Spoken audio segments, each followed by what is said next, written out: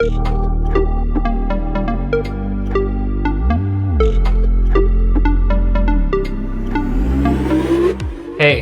welcome to a special video episode of the podcast, Allyship is a Verb. I'm the host, Chris Angel, and my pronouns are they, them. About once a quarter, I host a free online event. On December 4th, 2022, I hosted Are You OK? Empowering Trans Youth Through Storytelling. I recommend watching this on Spotify or YouTube to see the portraits as you hear the stories. It won't be the same if you only listen. All links will be provided in the episode notes. Let me tell you about my friends and why we organized this event. Author and photographer Jesse Freidin, he, him pronouns, is behind Are You OK?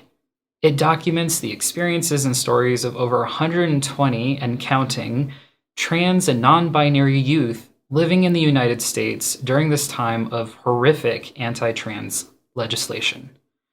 Flanked by their supportive families, these outspoken and deeply loved youth present their strength to the world in a revolt against the country's attempt to erase them. Youth can sign up to be a part of the series still. This event features audio clips of the interviews with the youth and their families, portraits of the youth, and more.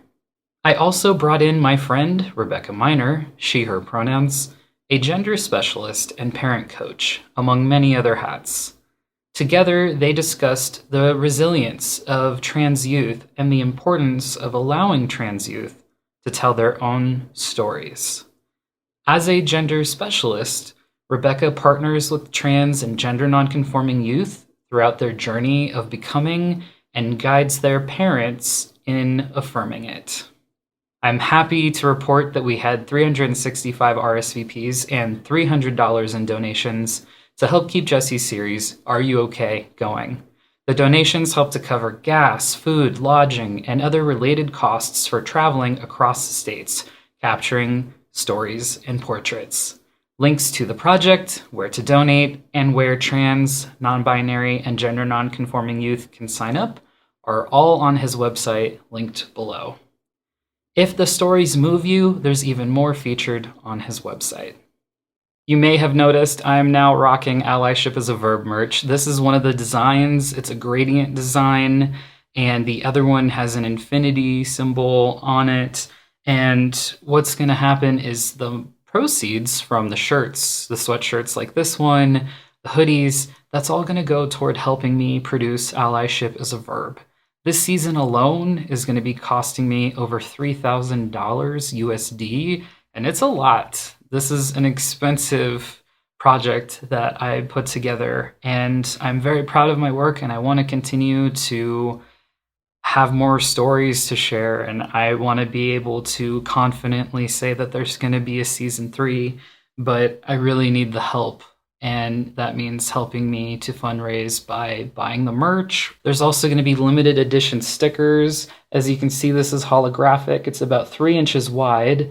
But yes, I did a limited batch of these, so if you want these, I expect that they're going to go kind of quickly. Again, all of this is to help me to produce this podcast. And if you end up buying anything, I would love to see where you put the stickers or see you rocking the clothing. Thank you so much for considering. All of those details are going to be down below. And now, here's the event. Awesome. I'm Jesse. I'm really excited to be here doing this event. I identify as a queer man of trans experience. I am a photographer for the past 2 years. Actually, maybe it's almost been 3 years now. I have been traveling the country photographing trans and non-binary youth alongside their supportive families for my current series entitled Are You OK? I've documented over 120 youth so far in more than half the states in the country. My goal is to show a portrait of trans youth that we aren't seeing right now, one where they're unconditionally supported, sitting in their power, speaking honestly, and more importantly, showing their joy and resilience and strength amidst this moment of truly extreme backlash. So we'll talk a little bit more about the project as we go, but Rebecca, I'll turn it over to you. Thanks, Jesse. So my name is Rebecca Miner. I use she, her pronouns. I identify as a neuroqueer femme. I am a gender specialist, which means I partner with queer and trans youth in their journey of becoming and am a guide to their parents in affirming it. What that looks like in practice is I'm a therapist, I do parent coaching, and I also teach and provide education around these subjects. So I'm thrilled to be here to have this conversation with Jesse and am like, well, I was going to say I'm the number one fan. I don't know if I'm the number one fan. I feel like the number one fan of this project. So I'm honored to get to be a part of this conversation and to share some of these incredible images and stories with you all. Thanks, Rebecca. Here's the website. If you go to the website, there is a lot of images and stories. There's a page of resources that we'll talk a little bit about later. You can donate if you are so inclined. This project has been 100% funded by generous donations, complete strangers, some patrons of mine over the years, families that I've worked with. Right now, I am working on developing a book and exhibit, but it will continue traveling. I always like to start with this portrait of Cam. I feel unprotected and unsafe, pushing, bullying, not getting stuff that your family needs. Like if I moved to Texas or Florida, what would happen? kablooey. Kablooey. I would pretty much move to France. Or maybe back to Minnesota. When the Attorney General in Texas put forth their statement about investigating families, although we're much safer in Minnesota, it made me look at our circle of like, if something like that was passed here, who would turn us in? You know? If someone passed those laws, Yes. would we move? I would go anywhere on earth to keep you safe. Like Antarctica? If I had to go to Antarctica, we would go there and put a transplant. Okay. So they tried to give him an alternative bathroom to use, and you came home from school and you said, why do I have to use the gross bathroom? And you said, is it because I'm gross? Mm-hmm. And then mom got really mad. I work for the district where Cam goes, and I wasn't tenured yet. But once I got tenured last April, then we met with the superintendent and the director of student support services, and I showed them your picture. And I said, this is the boy that's in your class. We just want the record to match the child. Do you want to know something I've never told you? What? Mrs. Boucher, the principal, knew you were using the boys' bathroom, and she thought that was totally fine and okay. What do you want people to know about being a trans kid in Minnesota? That you are protected and safe. Be who you are. Sweet. That's my message. That's good. That's perfect. So I love starting this presentation with Cam's portrait. Like a lot of the parents that I photographed or families I photographed, I've become close with Cam's parents. I keep in touch with these parents. They keep me updated on how all their wonderful kids are. This project is here to show the complete normalcy of what it is to be a trans and non-binary young person. I was photographing people under 24, and to show how truly secure these kids are in themselves and how they know themselves so well. But one theme that comes up in this interview, like a lot of interviews, is the fear of having to leave your state. I just spoke with Cam's mom recently, and there are some good democratic protections happening in their state.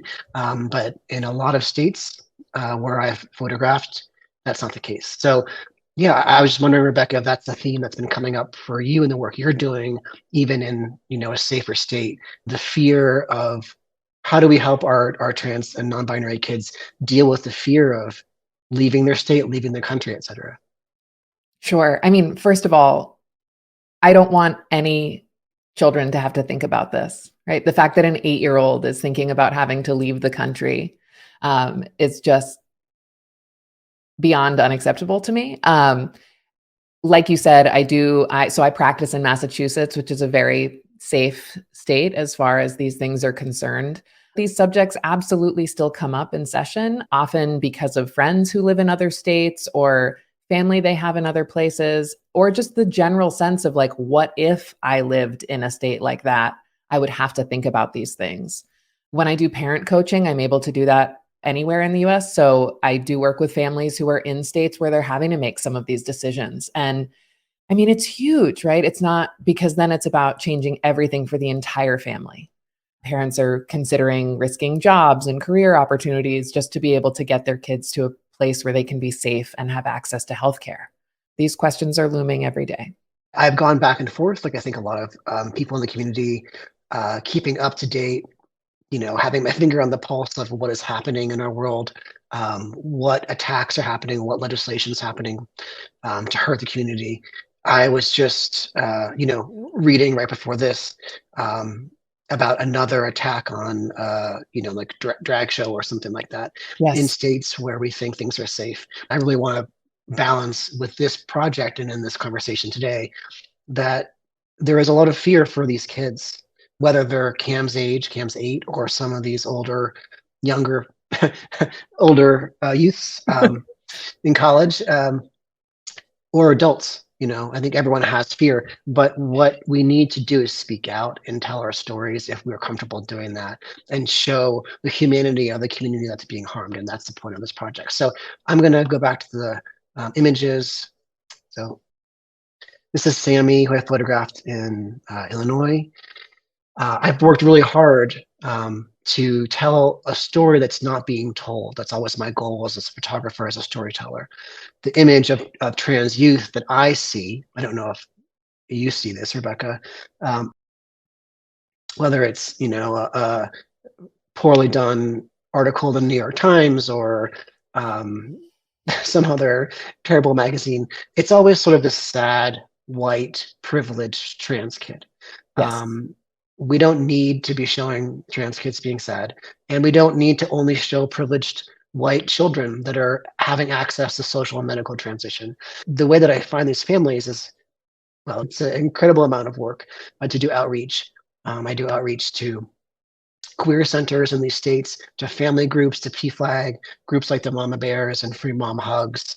I just do an immense amount of outreach. And then families start emailing me and saying, I want to get involved. And Sammy's mom emailed me and was like, we are going to be there no matter what. They're both very busy professional parents. But she was like, I want to show that African-American families can support their trans children. So important. And what was, right, yeah. Is that something that how do you, I guess, talk to your families about the layers of marginalization that can happen and how to deal with that? So I think understanding kind of the minority stress model and recognizing that there's these multiple layers that get tacked on here when we're not just talking about the picture that is so often presented of the like white privileged family. I find that families who are not white are really feeling isolated in their communities. I see a lot of work to be done there. I see not only does it need to happen within families and these communication patterns like can change around acceptance, but it also has to happen on a community and then obviously a much wider scale. I'm so glad when you and I first spoke and you were like, I'm really trying to find families of color to photograph, not because I want to tokenize anyone in any way, but because these images have to be shown for people to have any kind of sense or association with what transness can look like. I'm thrilled you got this portrait of Sammy, and what a powerful image. I love this image. Thanks. This family also spoke about how it was hard for them to conceive. It took a long time for them to be able to have a child, and this is their only child. And they spoke so clearly about a theme that I hear in all of the interviews that I have done. Every portrait is paired with an interview. You can read lots more of them on the website, but that when you become a parent, you sort of make a contract with your child that you will love them unconditionally and support them and be there for them. And that message is sown through every single interview that I've done in more than half the states. And for me, I think that message is my activism, part of my activism, showing that the only way to have a trans child is to support them if you want them to live a full life. So this is Reese in Pennsylvania. She was adorable. You know, I always wonder, like, what conversations do the families have about what they're going to wear? I tell them to show up as their best selves, wear whatever they want, really. This is just such a sweet family. This was behind a affirming church in Pennsylvania. This family was involved with PFLAG. They were really involved with the PFLAG out there. But what I love about Reese is that she, again, this just knows who she is. You can feel her presence here. She's so calm. There is nothing, this child is not confused about who they are. And this project came about as a direct response to my own anger and fear about what's happening in the country. The direct violence that's being put upon the trans community right now, and to remove stigmatization and show a new kind of portrait about this experience. That's just why I like this portrait. Let's go to Steve's audio. It's like they're choking the community, trying to squeeze out people who are NB, transgender fluid, anything like that. When I first heard about it, it definitely affected my mental state a bit, but I've stood my ground and stayed as strong as I can. I have a supportive family, a supportive group of friends online. I'm proud of myself. I'm not going to be shot down by others' opinions. My voice is louder than theirs. So this is totally them. They've always been this confident person, and we want to continue encouraging that because they are amazing. I think there's a lot of anxiety for the safety because we care and we only want the best for the children, no matter what they identify or who they feel they are. You are the difference maker in their lives. You are their first safe place, and sometimes you're their only safe place. So I hope you continue to give them the love and support that they need, because when they flourish, it makes everyone's lives better. I know Steve didn't get to share with you this, but they start their hormone journey in August. We'll meet with a therapist, and then in September we evaluate. So they're very excited for that. It feels empowering getting to express my opinion freely. In at least this country, we're allowed to do that. Some people are going to try to suppress it, and that's not okay. Don't give up. You got this. You don't let others bring you down. If you're struggling to find your community, you just haven't met Steve yet. What stands out for you, Rebecca, in that portrait? I'm just blown away. I love I love Steve's energy. This to me stands out as like exactly why I want people to hear these messages, because this is the confidence and the energy and the self-assuredness that I have the privilege of seeing in so many of my clients in individual sessions. But the story that gets told publicly about trans youth is this like quiet, sad one. And so I love hearing Steve be like, this is me. And like the idea that if you're looking for a community, you haven't met Steve yet, like Steve clearly has enough love to go around. And to see of course, family support, just like right behind that is the story that's like, that I want people to hear. And these are the stories that I feel like if you knew Steve, if you knew the kids we've seen already today, you would be more outraged, and people would be more active, and it wouldn't just be the two of us messaging each other on Instagram being like, what are we going to do? Like more people would be paying attention to some of these things. And so I want people to care about kids like Steve. Yeah. And it's just a beautiful way to get to witness their stories. That's exactly what I'm intending to do as well. You know, it was World AIDS Day on the 1st, and my last book came out 2021. It's called When Dogs Heal. It's about people living with HIV and AIDS that have dogs, and that was a very many-year project. But my intention was similar. You know, I always say I'm not smart enough to be a lawyer, so I can't do that. But I can tell a compelling story, and that's my tool. That's my activism. And again, with When Dogs Heal about HIV, it was the exact same goal of showing the humanity, showing the incredibly beautiful, wonderful people that are thriving and surviving through this suffering, through this stigma.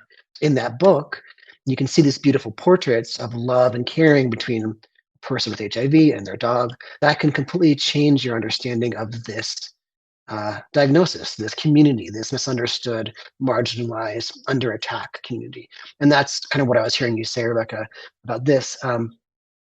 If only the people that are writing these terribly and inappropriate, uneducated smear campaign articles in the New York Times, if only these terribly fascist politicians that are making these anti-trans laws actually met these people.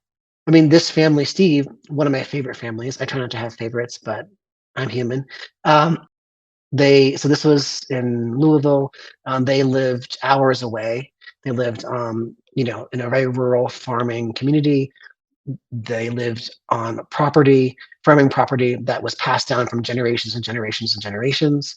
And they just somehow found the project and wanted to tell their story. I love seeing the dad's beard. You can kind of see his long beard. He had like chew, in his mouth. They were just the most wonderful family. And this is a very, very American family. They were this part of multi-generational farming community. They had to cut off lots of their family members because they didn't support Steve. And they, like other families in the South I photographed, spoke about, we are an American family. America is about freedom, but where is our freedom? I asked all the kids the exact same questions. So it's sort of like a social study. But the last question is, what is your message to the next trans person in line? And they always have the same message, which is, like, you're going to be okay, you're going to get through it. And I think that's just so beautiful. So, okay, I'm going to go back to the images. This is Jules, who I photographed in Miami. When I was planning my trip in August, I really, really wanted to go to Florida because things are so bad in Florida and Texas and everywhere. But I really wanted to go to the states where things were the worst. I had this wonderful session in Florida, in Miami. Jules was from Brazil, and somehow her mom was in town for the session. She fled Brazil because of being persecuted for being a trans person, and she went to Miami. The interview, which was half in English and half in Portuguese, was very much about where is safe. Again, this sort of sense of safety. And Jules's mom was speaking about being scared for her daughter, but at the same time, having such pride in her daughter's resilience. So, how do you, Rebecca, kind of keep families in that space of positivity and support when, again, we don't know where is safe? I find myself so often saying, both of these things can be true, right? Like, you can be terrified and you can love and support your kid like no other.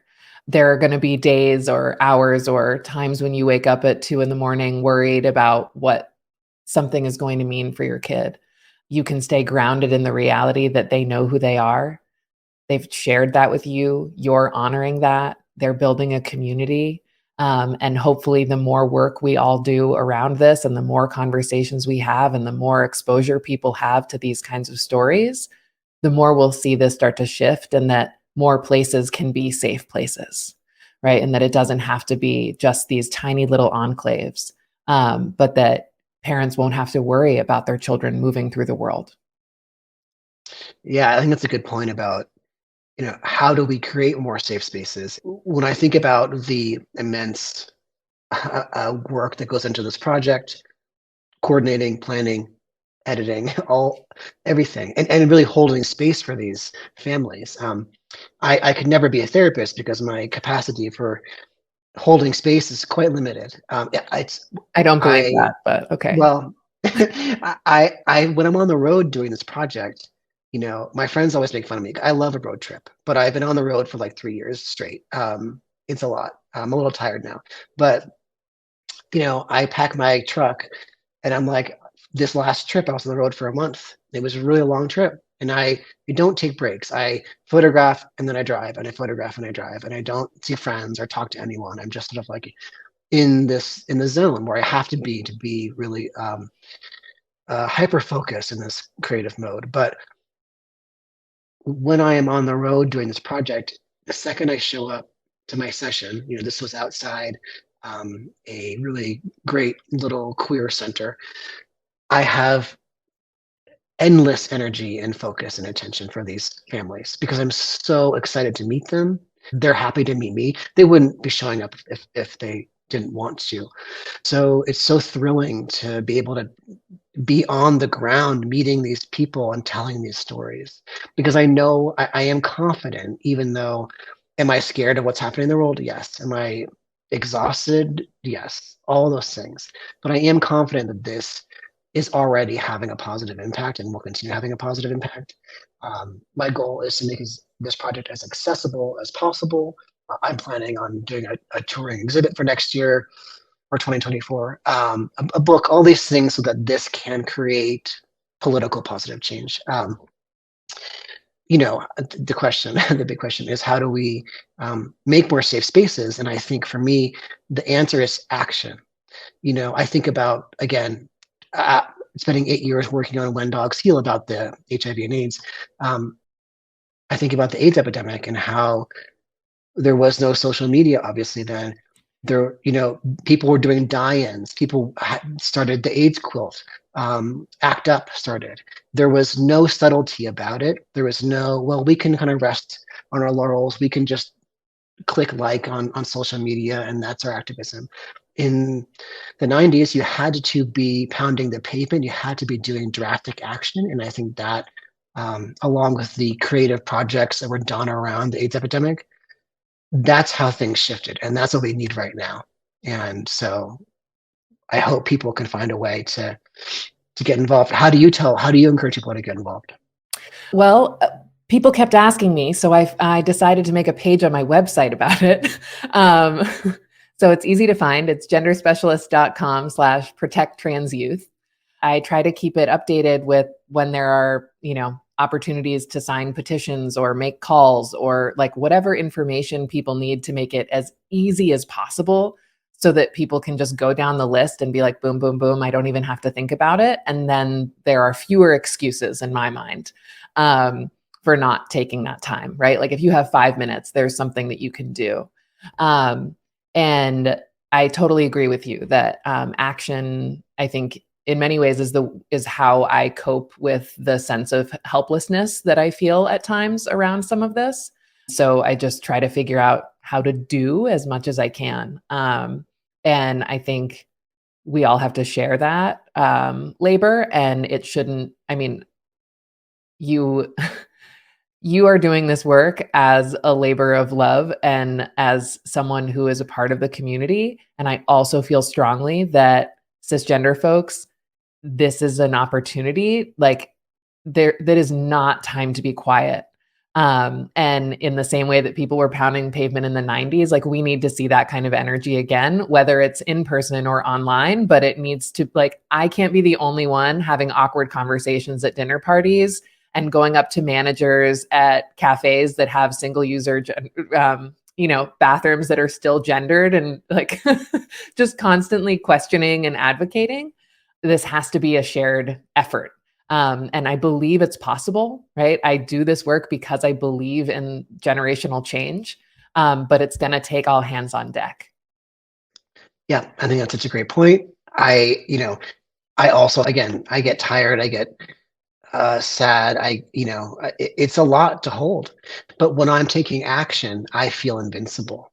I feel like I have a solution. It's one tiny fraction speck of a solution, but it is part of the solution. I can be doing this while the wonderful people at the ACLU and Lambda Legal can be doing that, while the wonderful parents can be going to their school board meetings, and standing up for their kids. We all have to play a role. And absolutely. Yes. And Jenna, thank you. Visibility is incredibly important. Again, I come from, a family of traumatized Jews. I think about how was photography used in World War II to show the horrific destruction that was happening. People were photographing it. I feel like I'm continuing that legacy in a way, and it's exhausting and upsetting, but people need to see this community that's being harmed and see who they are. A lot of families that I've had signed up, over the past couple years, I was going to meet them in Texas and they left the country. I, was going to photograph them, but then something terrible happened at school and the kid understandably decided to not be public. I've had more than one kid signed up to do a session that took their life before I got there. So, this is happening now. And these are, what I hope to be beautiful, inspiring, quiet, but powerful portraits. But, this was months ago. I don't know what's happening in this kid's life right now. So anyways, but talking about action and activism, this is Ash, who I was really excited to photograph in Wyoming. I was there in April. It was so cold and so beautiful. And I went to Laramie. I really wanted to go to Laramie because of the dark history of Laramie. I had only 2 kids show up, Ash and Ash's friend Mike. They carpooled, their families are friends.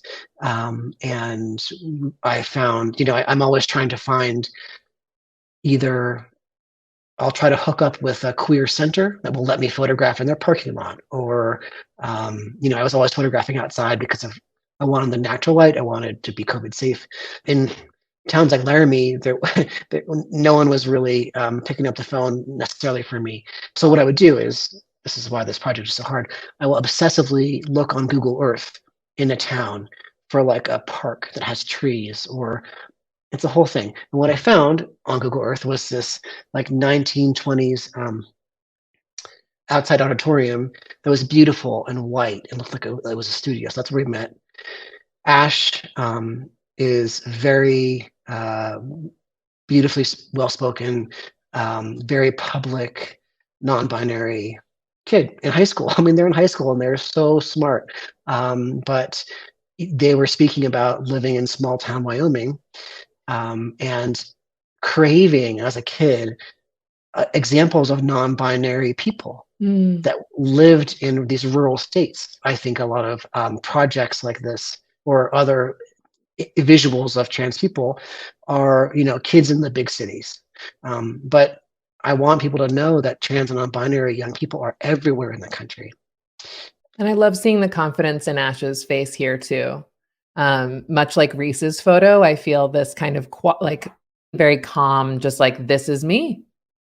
That's something that comes up so often. Just this idea that young people don't know who they are, and that people are constantly questioning, like, oh, well, they're too young to know. Like someone like Cam, who's only 8. That kid knows, right? And so often my experience working with young people is that they know themselves far better than many of the adults I've ever worked with. And I just love to see that in these images. Because again, like you and I talked about, I have this opportunity in these small moments in sessions with these kids to get to know them, but I'm bound by HIPAA. So I can't, really be sharing their stories. People don't know what my clients look like. And so getting to hear the audio and see the visuals of them, it really lets people feel like they get to know them. I'm so glad that these families are showing up, because even when you have that tiny community, it's community. Yeah, I think you're right. What goes into this one moment is hours and hours of communication, whether it's the kid or the parent. Emails me. This Ash was the only person who addressed me as Mr. Freidin when they emailed me. They're very, very mature. And very kind. But when the kid or parent emails me, they get 2 or 3 emails with a lot of information that's repeated. So the parents can check in with the kids if they're under 18, and the over 18 kids can really think very, very clearly about the pros and cons of doing such a public project. Like you said, it's one thing to be behind closed doors in a private therapy session or with a provider. It's another thing to be completely public with your face, your name. Some kids use aliases, but still it's very, very public. They showed up because they wanted to be part of the solution. They wanted to create change by sharing their account and testimony. And there's so much pride in their presence because of that. This is a very repetitive setup visually on purpose, because I wanted it to be like a social study, to see, for me, the little tiny differences in the similar setup are just like blows my mind. When they come to our little studio area, I introduce myself. I tell them again a little bit about my own story, so they know that I am part of the community. I can't tell you how many times I've had parents eyes like open so wide, like they didn't know that I was part of the community. They've never met an adult trans Yeah. person. And I think that's, for me, this is a two-way street. I'm feeling inspired by them. Hopefully they're feeling inspired by me. And when we finally, they've got all the information, they get like an extra, are you sure you want to do this? I have them sit down. I give them a very small amount of direction. But the way that I pose them is by really using my own body, my own energy, and my own sort of lowering my voice so that they can mirror that back to me. For me, that's how to make an intimate portrait. And we always do a short meditation. We do like 5 deep breaths together. And at the end, that's how this image comes up. So there's so much behind the actual moment. And I think it comes through, hopefully. So. Oh, absolutely. Absolutely. And I mean, I have spent a lot of time looking at these images. And it's so lovely to see them and hear you tell the stories about them, because I feel like when I see them, I already start to build my own narratives around these different families too. Dad's forearm to me in this stands out as like, that might be a forearm that I would be afraid of, or would not be affirming. If I was walking down the street in Laramie, which I have done actually. It's a great city. It's lovely. I, might not think that looks like someone who is gonna be a safe person to be around, and yet you get to see that here. One mustn't assume. Right. Yeah. Yeah, I love hearing that from your perspective too. Yeah, this his name is Big Mike because there was Little Mike, the other wonderful, sweet, beautiful little trans boy, and they were all friends. And yeah, when he came up, he's kind of a gruff guy, but he's so sweet and he loves his kids so much. Yeah. Yeah, you can't assume. And that for me has also been a really eye-opening experience. Obviously, there's 120 portraits, all different kinds of families that I'm not showing in this short presentation, but I am intentionally really trying to show a vast life experience of these families, to show the universal unconditional love that is the secret to having a living adult trans child. People meet me, they don't see me as a trans guy, so I don't tell them I'm trans unless it's like on a need to know basis. Like, you don't need to know that. You ask me who I am, I'm a man, I'm a black man, that's all you need to know. When it comes to stuff like this, people should just mind their business. We're not bothering nobody doing what, we're living life we want to live, doing what we want to do. I also feel a greater responsibility. So for us to be able to advocate on behalf of the community that Raleigh represents racially and through his experience living as a transgender man, there's definitely an element of protectiveness that comes out that I don't think we felt before. I really don't think they have a problem with us. I feel like the problem is we aren't scared to do what they feel like may be wrong or what they were scared to do at one point. We don't care. We just want to be happy. And I feel like that's what intimidates them the most. Be you, because whether you die today or 20 years from now, whenever you go, you want to know that you was happy when you was here. These same people who making these laws or feel this way, they're scared. Like, they fear us, and that's what people don't realize. They have money, so they feel like they have power. But we have the most power because we love ourselves. When you have you have everything. I've heard these stories a million times backwards and forwards, but they still make me emotional. What was standing out to you, Rebecca, in that one? I mean, I'm trying not to cry. I'm just blown away by just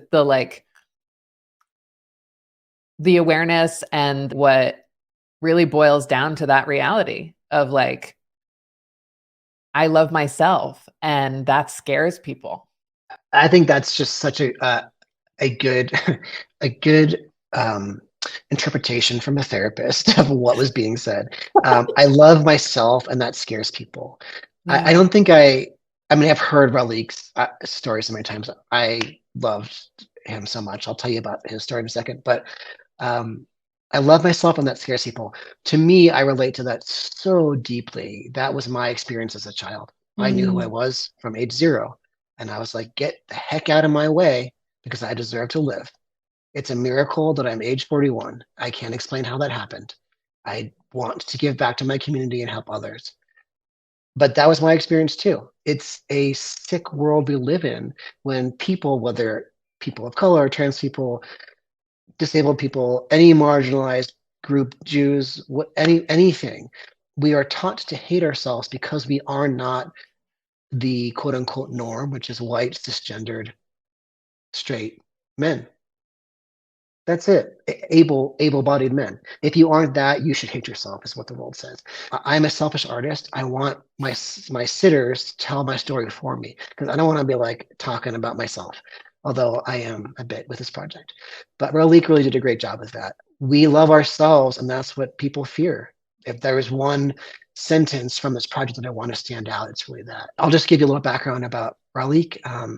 This was in Virginia at this wonderful, amazing center, Diversity Richmond. It's a huge building. They let us photograph in the gallery. They have a gallery because it was so hot outside. He's one of a handful of young trans people that had been kicked out by his family of origin, and adopted by this wonderful family. So you can see on the right, that's his girlfriend, and then 2 of his parents, and then 2 of his younger siblings. He talked about when he first met this family, I don't know how they connected. He would like sit on the couch and just like watch TV with his little siblings, those little girls. And one day, one of the girls was like, "Will you be my brother?" And he was like, "Yeah." Such a beautiful person. What I talk to people about when I see this portrait is the theme of trans anger and how appropriate that is. It's appropriate as a marginalized group under attack, literally under attack, especially when you have layers of marginalization, to be angry at your oppressors and to still have strength and perseverance and love yourself. Do you hear kids talk about anger, or is it something they're afraid to talk about? Oh, absolutely. I mean, and sometimes it takes a little extra invitation, but for the most part, no, they're full of anger. And sometimes that anger comes out in sadness, right? We know anger is technically a secondary emotion. Sorry, therapy. But yes, they're angry and they have every right to be. Like, this is not fair and it's not okay. They shouldn't have to worry about these things. I say this all the time, I feel like, but like just being a teenager is hard enough. But being a teenager who's also trans or who's also Black, like trying to, for Ralik to move through the world, this is not a simple task. And to be 20 years old and have already been kicked out by your family of origin, I mean, it's beautiful and amazing that he's found a family who supports him. I'm thrilled. But we also know for every Ralik, there are countless kids who don't have this new support system. And those are the kids that I really worry about, right? I worry about my clients, and yet they have parents who found me and they get to come to my, meet with me. They have support at school. They have support in lots of places. But there are tons of kids, especially in more rural locations, who don't have access to these kinds of supports. Yeah. And that's why, again, I'm so glad that you're telling this story. Mm-hmm. Yeah, I work hard to balance going to Chicago or Boston and then Laramie and then smaller cities. Even though I won't always get as many families to show up, that's fine. I went to Chattanooga, was one of the first trips I ever went to. So I want to sort of balance these accounts of families and kids that have Diversity Richmond as a resource with the kids in Chattanooga who live in fear. And that being said, I truly believe, and I talk to the families about this a lot, and I tell them to go to my website. There's a resources page on the website.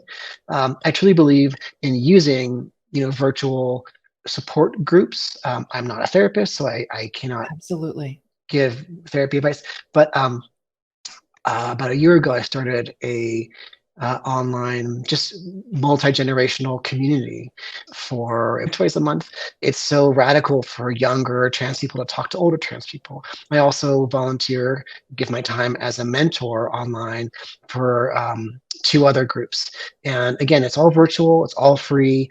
Some of these kids don't have any community where they are. Some kids have a lot, but I think that's one thing that I can also recommend for families is find ways either to get your kid around other trans people of their age and older, whether that's in person, on top of being in therapy, on top of working with your providers, or find a mentor. Absolutely. And I just want to loop back to earlier. You mentioned that sometimes the parents even look at you like, oh my goodness, I've never met a trans adult who seems like happy and healthy and has a job and all the things that they worry won't happen for their kid.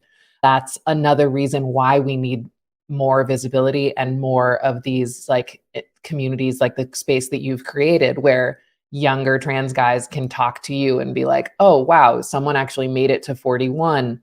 And that doesn't have to feel impossible to me anymore, right? Like I have a possibility model of what that could look like. And that is so important. And it's important for young people. And it's also really important for the parents who I think have a lot of fear and haven't been exposed to some of these possibilities, right? Their narratives are from the 70s, 80s, 90s, and they're not good ones. Sometimes their fear gets in the way of them being able to fully show up for their kid because they don't know what's possible. I think that's such a good point. How can we have the parents and some adult trans people just talk to each other? I think that would be interesting. I don't know how to make that happen. But I will say for this project, yes, I could tell that a lot of the parents could see them really wanting to imagine their kid becoming an adult. For half of my trips, I had a trans assistant with me. So they saw, 2 of us having a passion, having careers, being professional as much as we can be.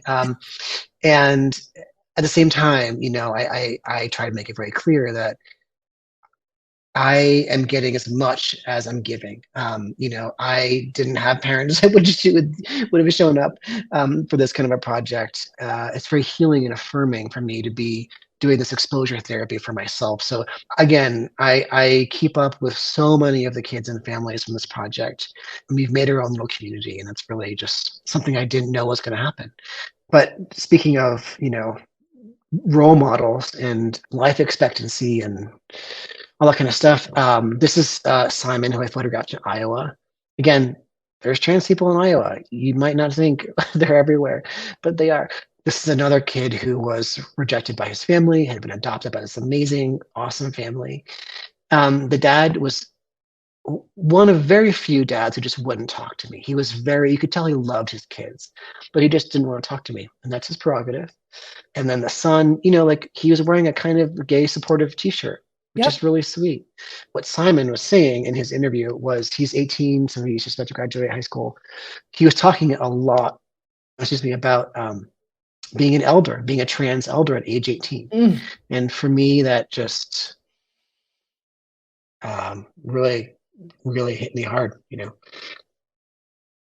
How could it not? I mean, you and I have talked about like how do we define what a trans elder is?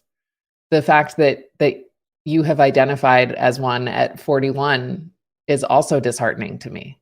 Right? Like I want our trans elders to be elderly. And I hope that is where we're heading. My hope with these stories is that people can be educated about the heavy, dark realities of the community through these compelling stories. I have lost far too many friends that never made it past 25. There are trans kids that are taking their lives at age 8 and 10 and etc. At age 18. 18 is not enough of a life. Through this, wonderful, beautiful person and his story, people can understand really how dire the risk is. I really am hoping that this is a visual remedy to, yes, acknowledge the heavy things, the topics that I'm sure you talk to your clients about, the things that I talk to my mentees about and people in the community and friends, with this powerful, affirming love. Again, Simon was kicked out of his family. I didn't get the whole story. I asked the same set of questions. If they want to expand on things, they can, but I never push kids to tell me anything. We don't owe our stories to anybody, even people in the community. This mom, like a lot of the other moms, was just saying, you just love your kid. Like, Simon is so smart. He's got a beautiful future in front of him. But because he is a trans person and because he's public about being a trans person, who knows what's ahead of him? Great things, obviously. Yeah. I just want to add that whenever I end up in conversations about the frequency of trans youth suicide, I also like to remind people that that number dramatically reduces when we have family support, community support, or even the support of one single person.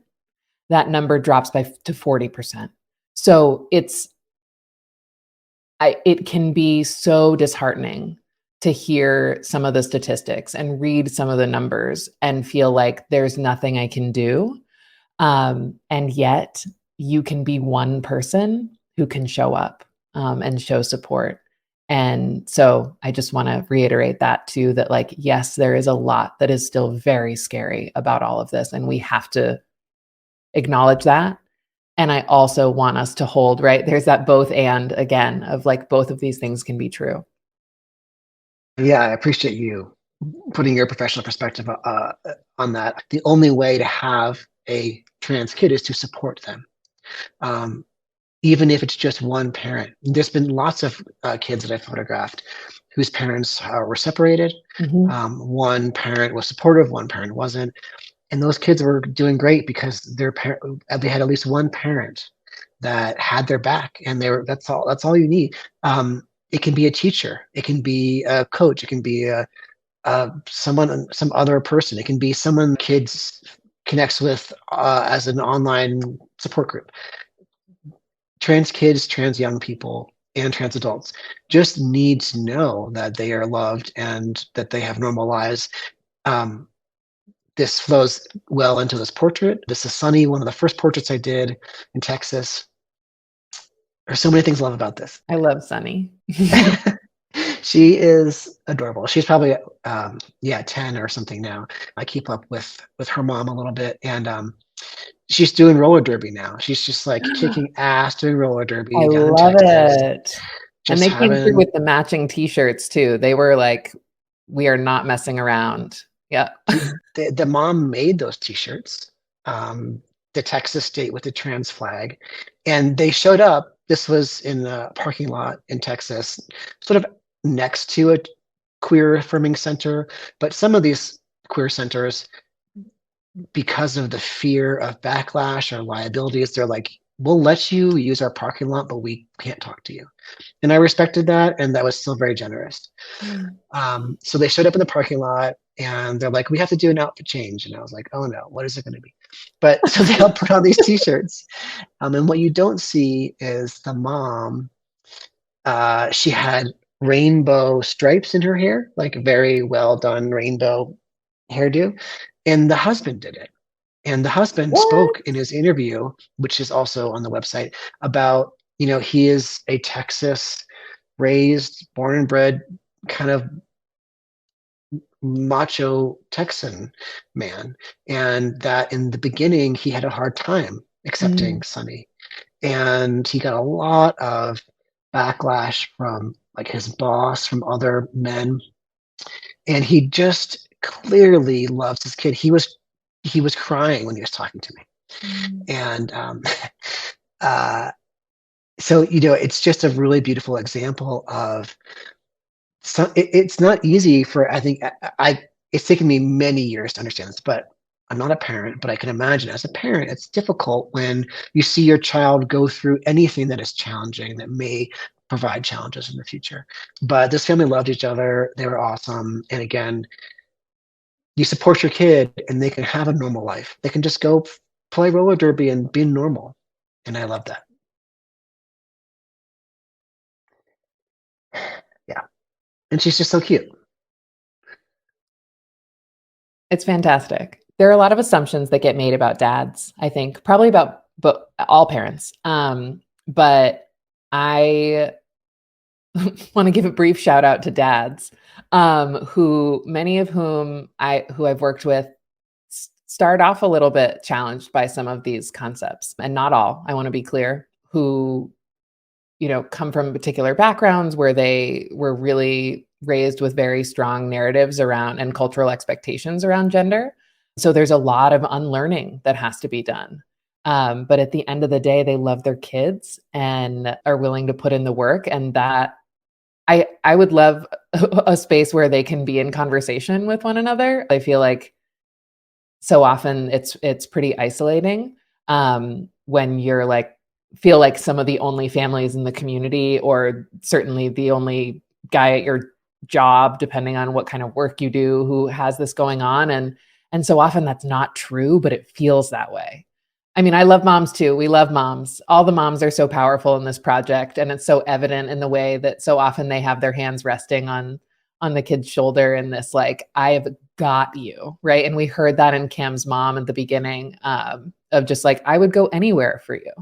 And there's no doubt about that. But these are challenges that parents often don't anticipate, right? And I say that to parents all when they're like embarrassed because they're like, I'm cool, I'm liberal, I should be totally comfortable with this. And it's like, yes, and this was not in the books you read when you conceived and were kind of anticipating what your kid's life was going to look like. Things change. I just love seeing this. And this is another great one where both parents are like clearly, just their body language reads so clearly to me in this image. Yeah, I've been a portrait photographer for so long, and I love being a voyeur and just seeing the intimacy and in body language and just small, subtle things. But I'll also just do a shout out to dads. Obviously, so many moms have been incredible and so kind to me in this project, immensely kind. And I will also say there have been so many dads, this family included, who have really been very emotional, and just said, just love your kid. I mean, I think that's the message that I heard from so many fathers. This is a family in the South, a family of faith, and talked a little bit about some bumps in the road in the beginning with their faith, but how you just love your kid. One of the portraits that I'm not showing in this presentation because I try and change it up a little bit each time, of a family I photographed in New Hampshire, that father said, just love your kid. Another family in Texas, that father said, just love your kid. It's, sometimes dads don't mince words, and I appreciate that. Yes. And what I love about this, again, Callum's such a incredibly smart and well-spoken young man, just such a beautiful presence. He emailed me, and then his dad emailed me. They both emailed me after the session to say thank you, which I truly appreciate. I am an artist and I need positive feedback, and that's just how we are. So, but yeah, Callum said that after our interview and portrait, that he had been struggling with wanting to be more public with his, connect to his friends more, do more activism, and that kind of doing this process with me encouraged him to do that and showed him that he could. And he thanked me for that, and I thought that was so powerful. And then his dad emailed me and thanked me for that too, and said that this process of letting himself be seen, I think, helped really raise his confidence. And I there's nothing more affirming than that, I think, for me, to hear. So. Oh, absolutely. Right. The fact that, he feels like he can stand up and be himself is huge. And I'm glad you talked with families who are religious, because I think that's another theme that tends to come up with families that I work with. And certainly families in the South, I tend to see it more, that it can be a bumpy road at first, in part because of the messaging that people may have received, or not being sure if their church will be supportive, or whatever faith space they're a part of. Yet so many of these places, if you read signs around different churches, they say like, all are welcome, or, everybody looks the same on Sunday. And it's like, well, what does that actually look like in practice? And so I'm just so pleased that families are still able to maintain their faith, and find supportive faith-based communities, and also show up for their kid. I'll show this really quickly.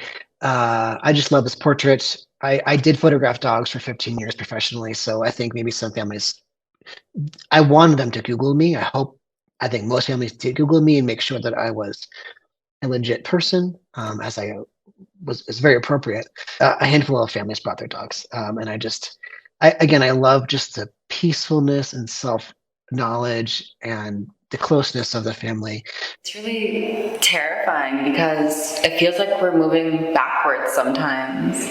It's scary that now there's laws actually in place that make it harder and harder for us to live. Looking back, I can understand how some parents may be hesitant for their kids to be educated. I know that she still feels the same way today. It would have been helpful for her to be exposed to different genders so that she could feel more connected. She's been a little girl ever since I can remember, but it was not as open as it is today. I think the laws are sort of just making me a little scared for the future. It's already hard enough, but it's about to become harder. I want parents to be more informed one way or the other so they can make decisions to help their children. That's what I see, like she's so happy. But this is the best life that we can give her. These laws aren't okay. And I think that they need faces to see that we don't agree, and we're here, and we don't like being put down.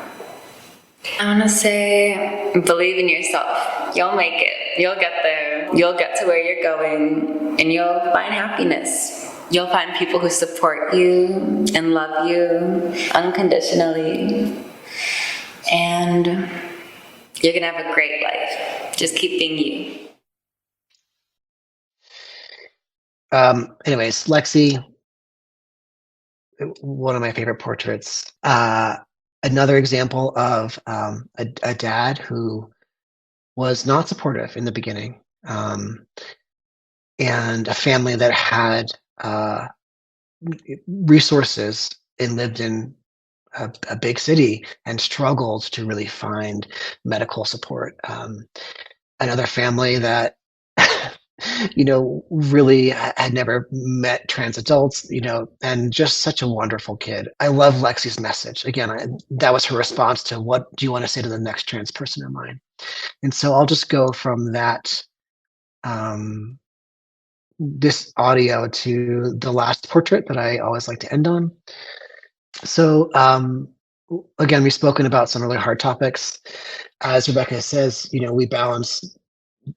This is a balancing act, accepting the reality of what is happening in terms of the attacks on our community, the attacks on our providers, the difficulties trans young people have at school. Things are heavy right now, and we have community like we have today, and we have families that are supporting their kids.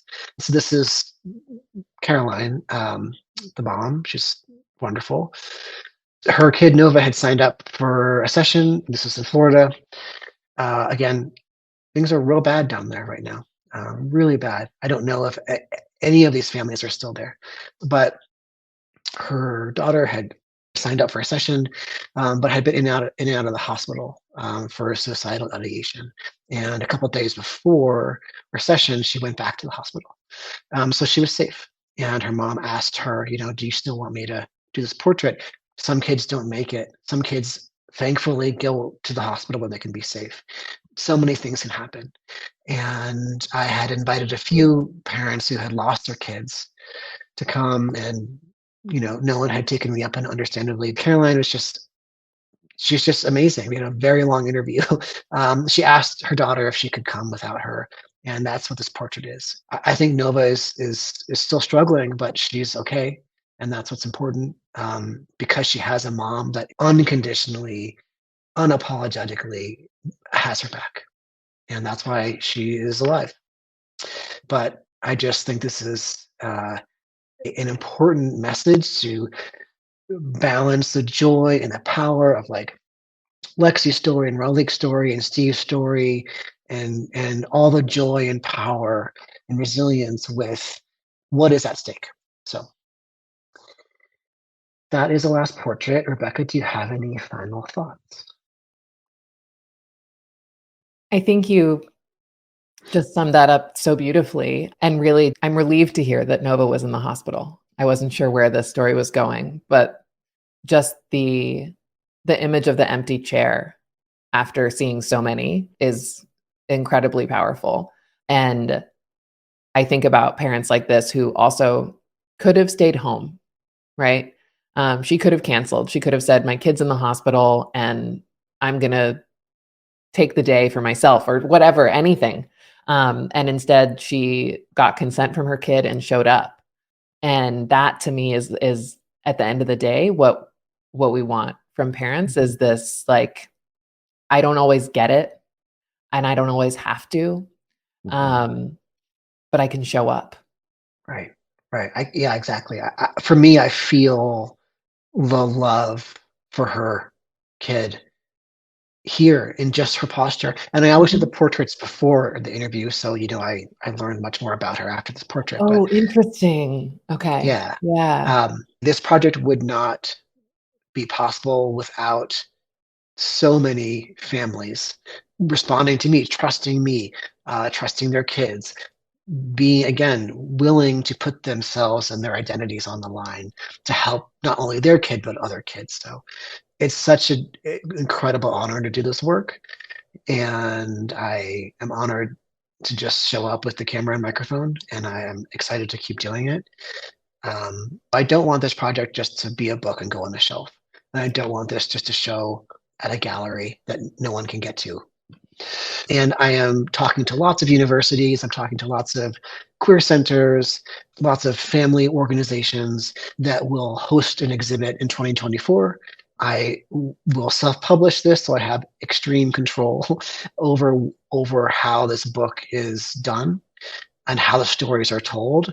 And so I do not have to compromise anything to make a publisher happy. I want this to be accessible. And so I am also doing a lot of virtual presentations with colleges and conferences and hospitals and companies. So if anyone is interested in bringing me on to bring this programming in, or have Rebecca bring her programming in, we are available. So here is a slide of resources that I forgot that I had. AreYouOkayPortraits.com is the website. You can look at a bunch of images and stories, not all of them, obviously. If you'd like to get involved and sit for a portrait interview, you can email me and you can get in touch with me that way. And then, as I mentioned, on the bottom here are 3 groups that I think are really wonderful for online mentoring. SamandDevra.org is, again, it's free. You can sign your kid up and they can get paired with an older trans person. Same with Trans Family SOS. They're based out of San Diego. Both groups will try to match interests and, etc. And then this Trans Collective, that's the group that I've started with a friend of mine. It's 18 plus only because, again, we're not therapists, but it's a really wonderful group. I'm just going to plug for you because you skipped over it, that part of the purpose of today was to help fund this series via donation. You just jumped right past that bullet point. So I want to come back in. I think as an artist, I'm sure it's hard to ask for this yourself. As you all heard, Jesse's doing all of this, from the outreach to the travel to and none of this can happen if there's no funding. if you want to find a way to help tell these stories and you aren't behind the camera or you don't have a young trans person who you're supporting, another way that you can do that is by making a donation. I appreciate that. Thank you. I didn't mean to skip over that. But yes, this is true. For many years of my career, I made a lot of good money selling photos to people, and that was wonderful. And this is not a for-profit project. I've gotten donations for $5, and that will get me a coffee on the road. I've had donations of a couple $1,000s, and that really lets me book hotels. I have to be safe on the road. It is incredible amount of mileage and hard work. And so I will say I think, raised like over $15,000 just through my website, not through a Kickstarter or anything. And it's really means so much. That's amazing. Fuels this project. So. First off, I just want to thank both of you for being here and doing this today. Jesse, this is an amazing project. I am so proud of you, and I'm so happy that so many stories are being told. And Rebecca, you already know that I love you. Rebecca is a gender specialist. And so in the last couple of minutes, I just did want to help plug some of her resources that she has. So Rebecca, if you could tell us a little bit more about your coaching, your parent coaching. Sure. So I designed the parent coaching resource in part because I can only see so many kids in therapy in a week. And I found that parents were really needing some support. And while there are a plethora of wonderful opportunities like PFLAG to go to groups, some parents aren't in a place where they are either ready to be in a group or they don't want to be, or they feel like they need more individualized support. Ultimately, it's supposed to be an opportunity for parents to ask the questions they might be embarrassed to ask elsewhere, ashamed to ask, not sure even what they need to be asking, and kind of to have a guide through this process when they have no idea what to expect. Now, having done this with countless families, I can sometimes kind of anticipate some of the bumps in the road before they even happen so that we can be proactive and take care of things in advance. I'm so grateful for the families that I get to work with. So don't hesitate to reach out. And if you are not sure how to talk about gender with kids, if you're a parent, if you're a caregiver, if you're a teacher, Rebecca, you can do this more justice than I can. You can go ahead and scan the QR code and it'll take you directly to the course. But yeah, what do you want to say about this course that you've created, Rebecca? I created this course because so often I found that adults, some parents, teachers, whomever, are afraid to have conversations in part because they don't have the language to do so. And so while they know how to talk to their kids, obviously, and they might not know that much about gender or might not have been invited to spaces where they can learn this new vocabulary, have an understanding of how gender develops in childhood, and then actually have some tangible tools to utilize. I made the course to be self-led. It can be in your own time. You can just watch it or engage as much as or as little as you want. There's tons of reflection prompts. Ultimately, it's for having the conversations that matter.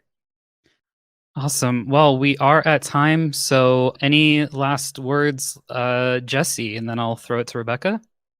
Well, I just want to say thanks for everyone that showed up, and appreciate everyone's interest in this project, and hopefully that this has helped you have a sense of how to support trans kids in your life, whether they're your kids or people in your community. And I appreciate Chris Angel and Rebecca, you guys holding the space and having this conversation with me. Yeah, thank you so much. I don't have much more to add besides this is just a wonderful opportunity. It's so great to see different folks, little comments pop up here and there. Really appreciate the support. Just honored to get to be a part of presenting what I believe is such important work that could really connect people to the meaning behind all of this and how we can really show up for these kids. So thank you so much. Yeah, and so with that said, again, please support Jesse's project. There are still opportunities to book a portrait or a session. Again, Rebecca has really great resources. Rather than putting anything on your own children, please go to Rebecca instead so that she can support you with the coaching, or again, you can learn through an online self-paced course. Other than that, just want to say Thank you again, all of you, so much for attending. Just cannot thank all of you enough for showing up today and for all of your patience with the tech hiccups, because it happens, you know. Thank you all so much. Take care and have a great rest of your weekend. Bye, everyone. Thanks, everyone.